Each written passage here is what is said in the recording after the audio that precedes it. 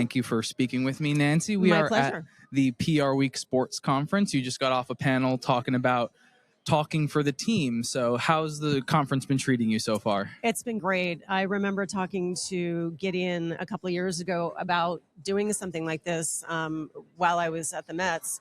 And I thought it was a great idea because as comms leaders, the industry of sports is so niche. I thought it would be amazing to gather the folks that you're gathering and have the deeper conversations about what's going on in the industry. What, I guess, kind of big takeaways should comms leaders be taking away from an event like this? I think it's the diversity of where you can play in the field of sports, whether that's as a sponsor or a corporate partner or an agency that's supporting a team or a company. A league position is completely different than a team position. It's if you want to be in sports as a communications person, it's just there's a tremendous amount of variety. And I think that's one of the things that people can get exposed to here is the level of commitment that happens within all of communications. It's particularly intense in sports. I understand that you come from a background prior to the Mets in more corporate communications. What are the big kind of differences in that space as opposed to being the comms head of a sports team? Yeah, you know, the job at the end of the day is still the job. You are there to speak on behalf of the organization, to set strategy, to help create the narrative. I think the biggest difference that I've noticed between working for a company, whether that was at JetBlue or MasterCard, you know, where I had areas of sports as part of my responsibility, whether that was the World Cup at MasterCard or the Patriots sponsorship at JetBlue. The difference in working for a team is it's just so incredibly focused on the task at hand, which is winning games. And they're, except in the off season, when you're doing some planning or some other work with some of the other areas of the organization, you are 100% dedicated to communicating about the wins and losses, which is a very unique type of communication. I guess for me and my perspective, I would think that that's kind of difficult, always being 100% in on the team like that.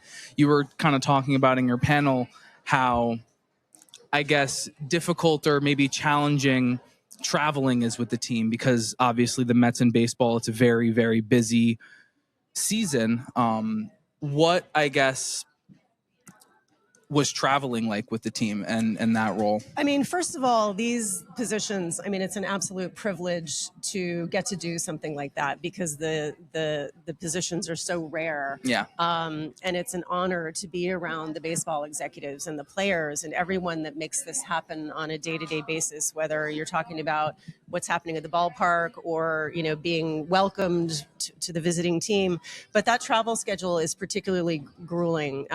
There are folks on the comms team constantly with the players. They're traveling with the players. They keep the same schedule as the players, and then there's everything else that happens around making sure the media is prepared. So it's a very demanding physically from that perspective. You know, you have to be ready to be constantly on the go without a lot of downtime because there are so many games and there's, you know, you could be on a 2-week road trip and not home. So you better pack appropriately. Yeah. You know, these are the kinds of things you have to think about. It's not for someone who wants to sit behind a laptop in the office. That's not what these jobs are about.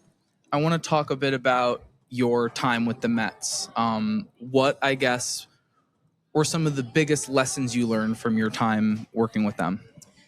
One of the things we talked about in the discussion earlier, from my perspective, that was just, it was so heartwarming to me, is the power of positivity. You know, there's a certain type of fan when the team's losing, they get really down, they get very critical, and rightfully so. You know, there are many other ways they can spend their time and they want to see their team win. But the most powerful fan of all to me is the one that remains positive and can be uplifting during the down times, because that can bring the whole team up. it can change the entire environment. And I was so fortunate to witness a season like that in 2024. It was just tremendous to watch what the fans did with OMG, to watch what the fans did with Grimace. It's like they came on board so strongly to remain positive. It was like a wave that happened throughout the stadium. What I guess advice or kind of major takeaway should comms professionals looking into sports look out for? I think sports is one of those categories that is so pure and the fans are so passionate. There's nothing like it. And I've worked for some amazing brands. Fans of JetBlue are very passionate. They love that airline. There's nothing like a sports fan because of their passion and their interest and the amount of time and mind share and heart share you get from them. It's a very unique experience, and I'm grateful to have been a part of it.